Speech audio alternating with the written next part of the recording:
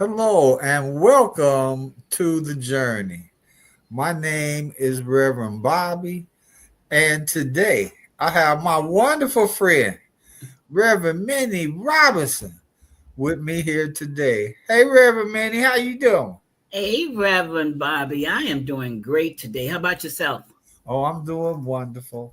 And now that Reverend Minnie is doing great and I'm doing great, and she made my inside smile because she's just my girl. Don't forget to to log on to the channel Gospel of Robert, capital GOSPELOF, capital ROBERT. Put the at sign in front so that you can subscribe and get notifications. And also, you can view previously posted segments of the journey by hitting the live category. All right, Reverend Manny, my Yes. friend, tell us a little bit of a snippet about you and who you are and how you be. Let's see. Well, I said earlier, I am great. I quote the words of Joe Soto from whatever station he's on. If I was any better, I would be twins. Okay, so I'm great. So a little bit about me, Reverend Bobby. You already know, but I will share again. Yeah. I am the mother of six daughters. I am a grandmother and a great grandmother. And I am an ordained minister. I was ordained by Reverend Dr. Joseph E. Hill about, almost 18 years ago. And with that, what else can I share with you? I do volunteer work with an organization, and I need to share that with you whenever you get a Yeah. chance. Okay. I volunteer for it. It's called the Center for Conflict Resolution. Because I went back to school in my early 50s, which was about 2 years ago. I was gonna say you have made 50 already. I went back, I got my bachelor's and my master's. So my master's is in conflict resolution, and I got them at Dominican University in River Forest, Illinois.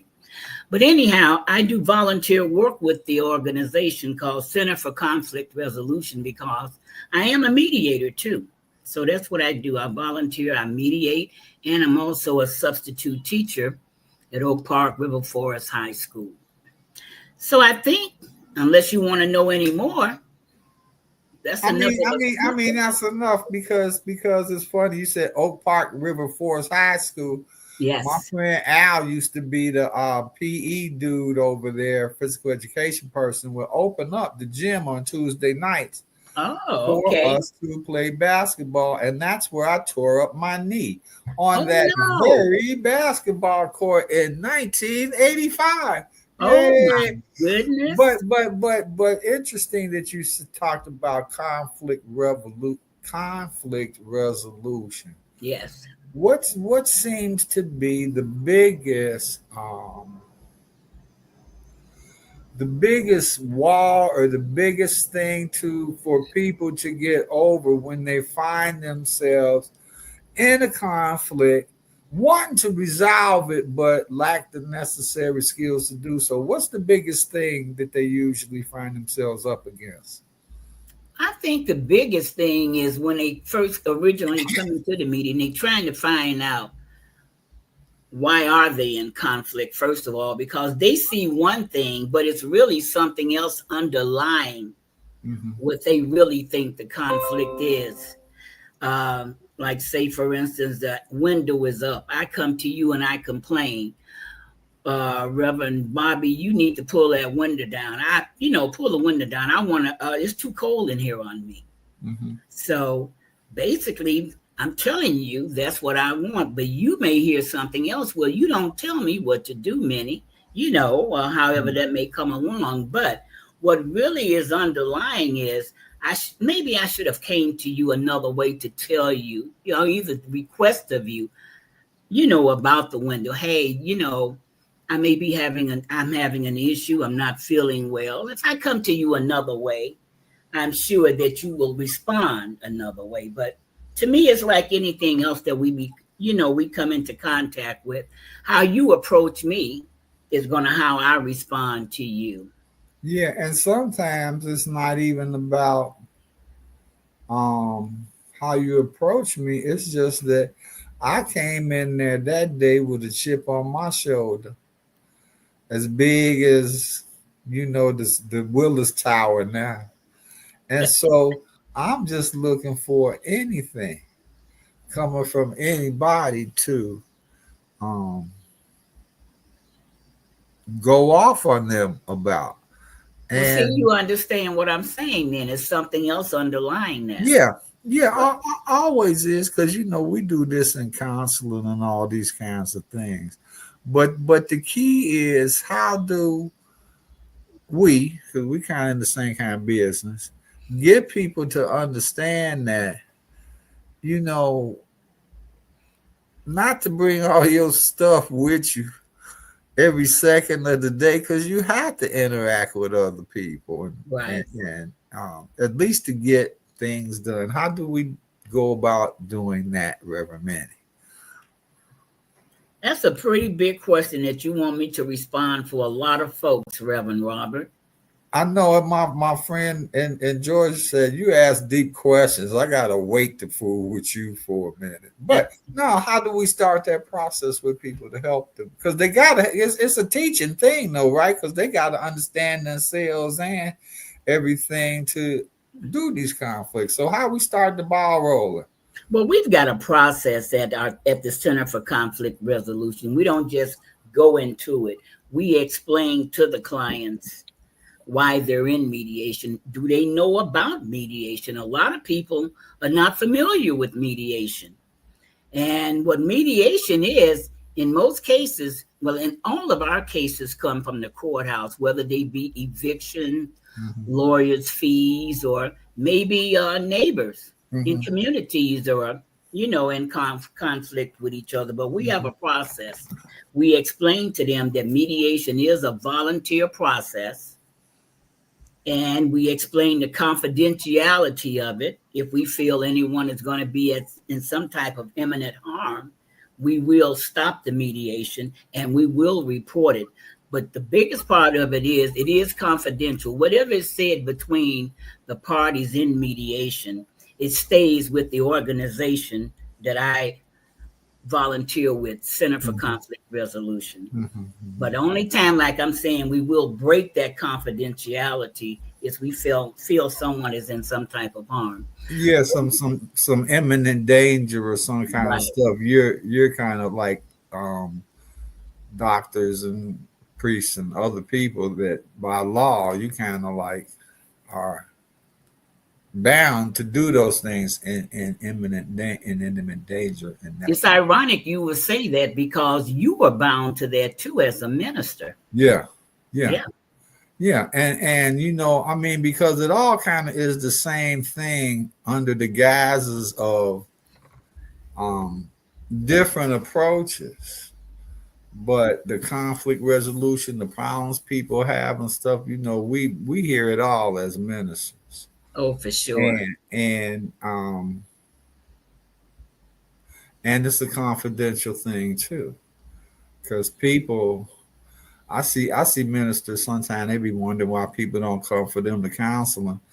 And I'll be in the back of my mind, but you spread all your business in the street. Why somebody gonna come Oh, to you you? noticed that too? Yeah, but Minnie, it's Hmm. like, now on the reverendly side of stuff, you know, it's all people too. We're Right. all people. I've had my little things sometimes get, perturbed and that kind of stuff. But do try the best that I can to keep that away from, doing stuff. But yeah, I notice things, but everybody don't always have the same perspectives on ministry and doing things. Like I do, like we do, like the way we're taught. My sister calls me the people's reverend because I actually think that the people are important. But that's on that side. And how did the reverendliness of Reverend Queen Minnie begin? Over at Reverend Cooper sitting next to me and stuff. I drove you crazy. Say I need to be a reverend to deal with him. You know what? A lot of people, and I see that you have that kind of assumption too. I didn't start out with Reverend Cooper. I've always been a member of Christ Universal Temple. Hmm. I came there in the late 90s. A friend of mine's introduced me to them. But after being there for a while and taking classes, and I saw how things were done, I love the way Reverend Dr. Johnny Coleman, I love that concept, that setup. So I said, well, I live on the west side. I live in the western suburb. I was in Oak Park. Now I'm in Elmwood Park. But Hmm. anyhow, I said, let me come to the west side because I'm sure they don't need any help at CUT. So after being a member there for a few years, taking classes, becoming a licensed teacher, I said I wanted to come to the west side of, you know, town Hmm. for Hmm. our organization and see how can I help. And I looked in the back of the Daily Inspiration and saw, oh, Reverend Ellen Cooper. Let me go check out West Side Center of Truth. And Reverend Bobby, the rest is history. I know, because that's the way I came through too. At Christ Universal Temple first, and Mhm. then I started putting some stuff together to get into the program and the classes I needed. And Alice Brown, shot me a class so I could go to Okay. ministerial school and stuff like that. But Mhm. I had met Reverend Cooper, and Reverend Cooper recruited everybody. You need to be over here with me. So I said, okay, because it was CUT and it was a big place. I had been in a big place, Okay. and at Barbara King's. But at Reverend Cooper's, you come over there and you did learn. We did learn a lot, Yes. Yes. and it was good. So continue on your journey. Tell me more. Tell me more.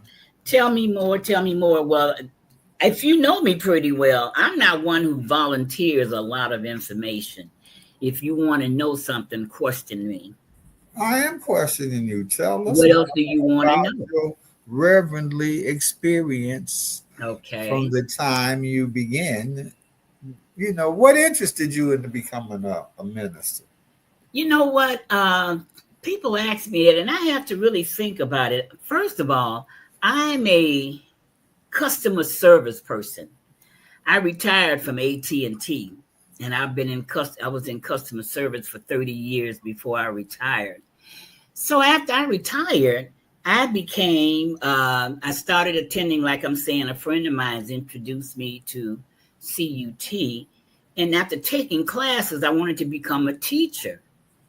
And to me, being a teacher is an extension of customer service because you're dealing with whether students, whether it be adults or children or whatever. Right. That's an extension of that. So after a while, I'm not one of those people who was like in a cotton field or a cornfield when it hit me. Hallelujah. But I did get the call. Hey, Minnie, it's that time to take this to another level. And I'm so I don't even know how to phrase it, Reverend Bobby, but I am so happy that I listened to that voice. It told me it was time to go into the ministry because what I needed to do for God, I would need to be ordained. I would need to have a license. Hmm. Well, you know me a bit because I kind of got some of your characteristics. Well, you know what, God, Jesus didn't have a license. Right. All of them did have one. How come I got to have one to go out there to do your work? Right. I had to look at it from another standpoint, not just spiritually. These days, because you know me pretty well, I'm one who I'm a toucher. And some Yes. people may not want to be touched. And I Yes. do ask them right away, before I do, is it okay if I touch you? And most of them, everybody usually say yes. Yeah. So these cases these days, some things can get blown out of proportion touching people.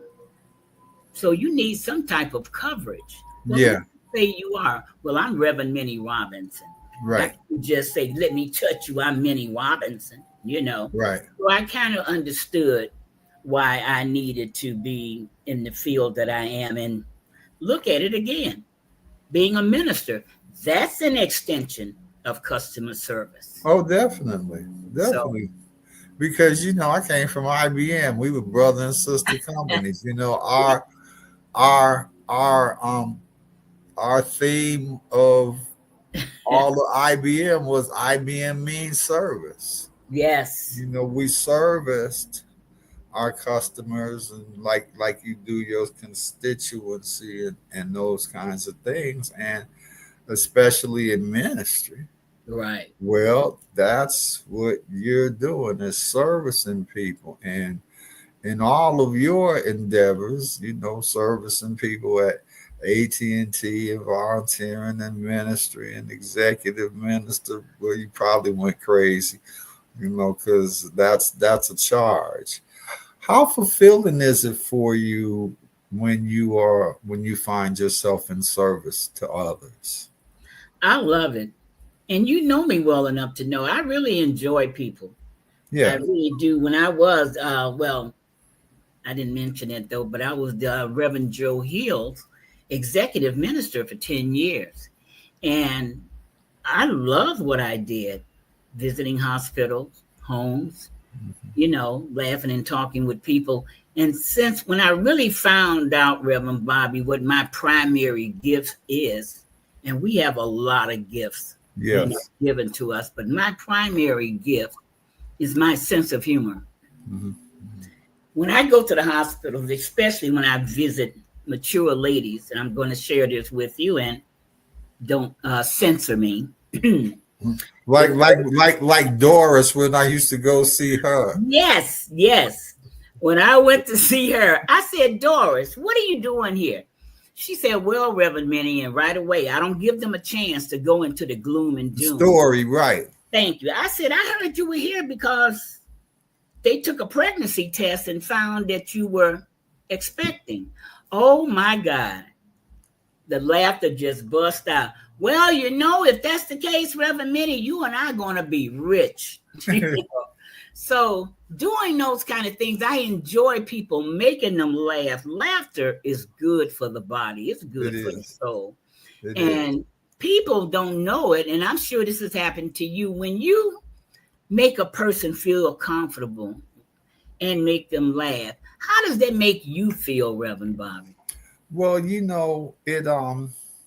it makes me feel good because at that point you have a point of connection.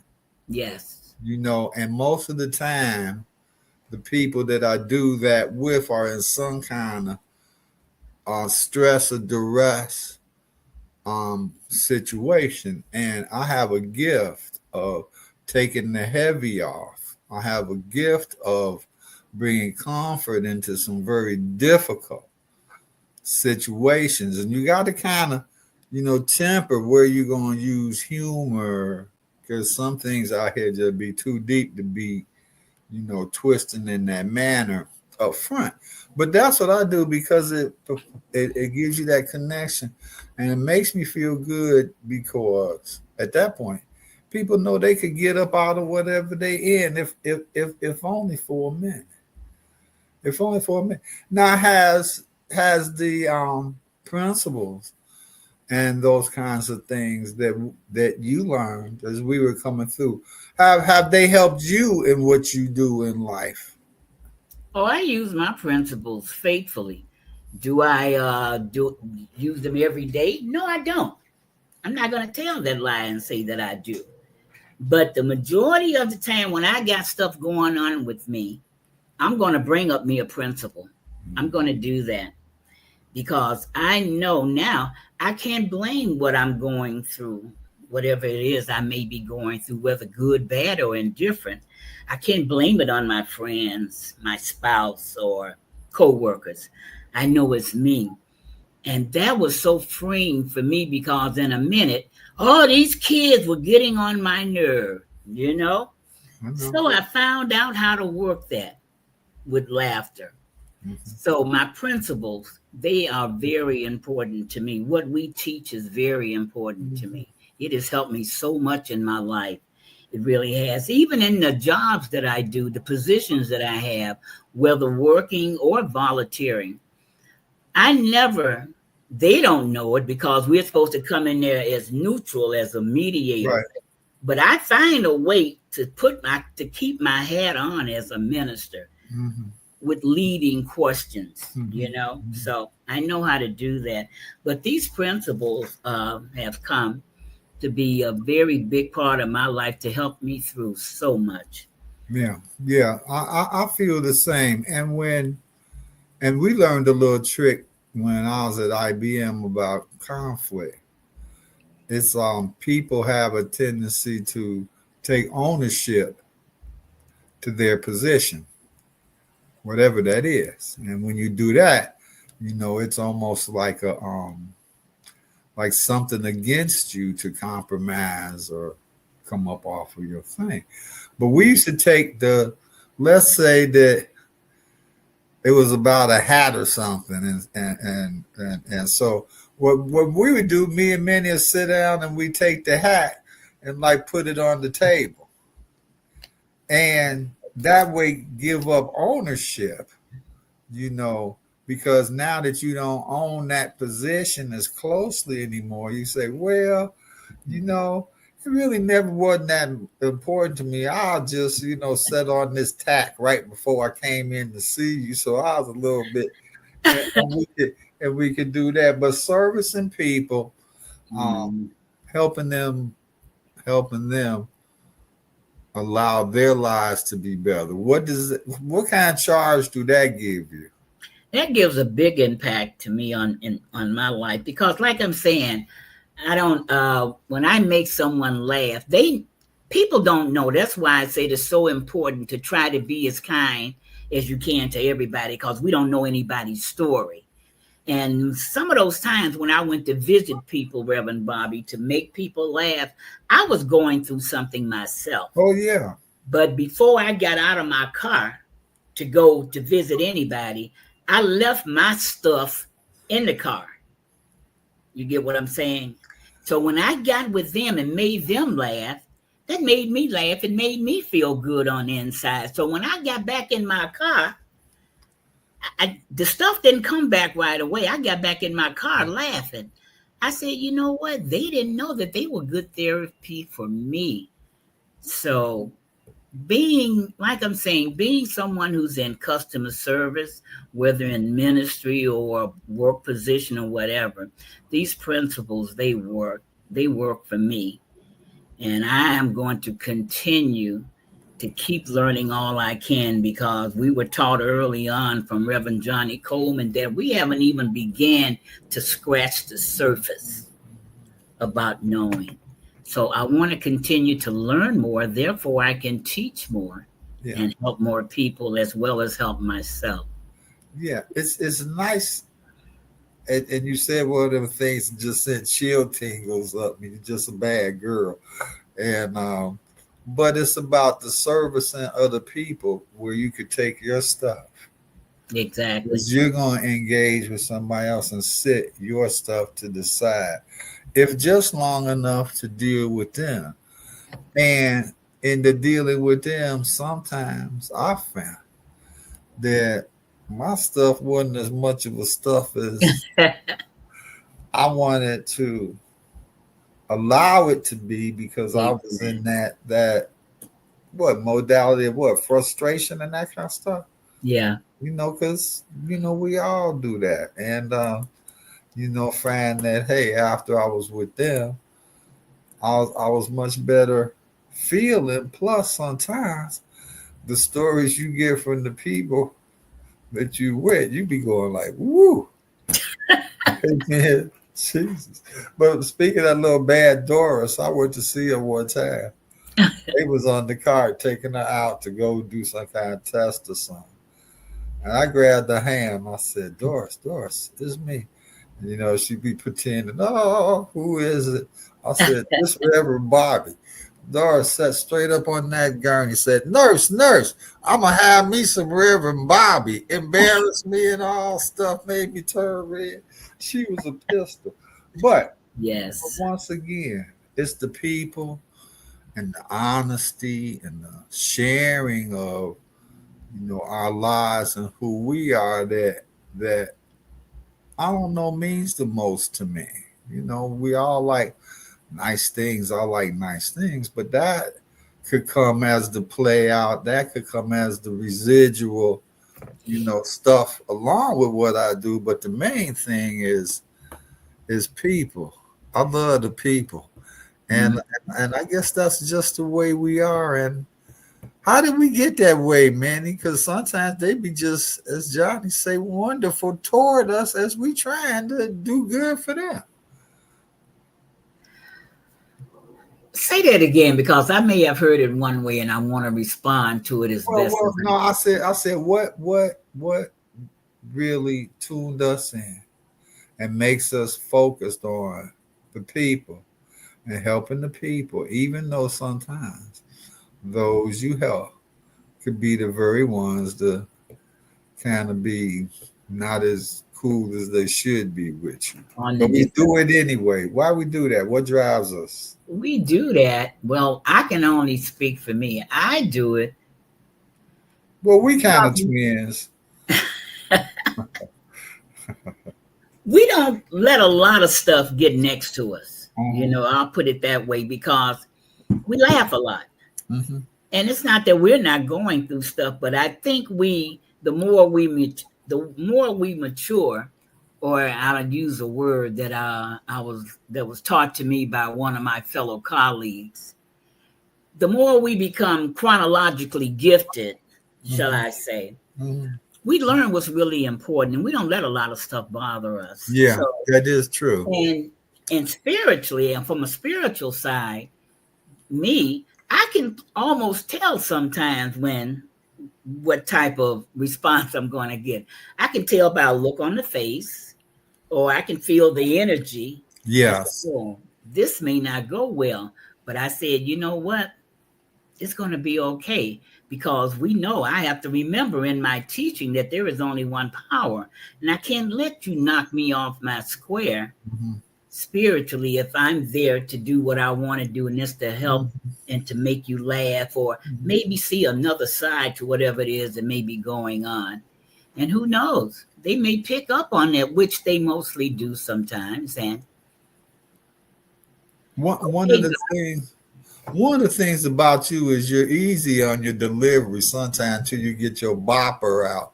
And it just gives people a different way to look at stuff.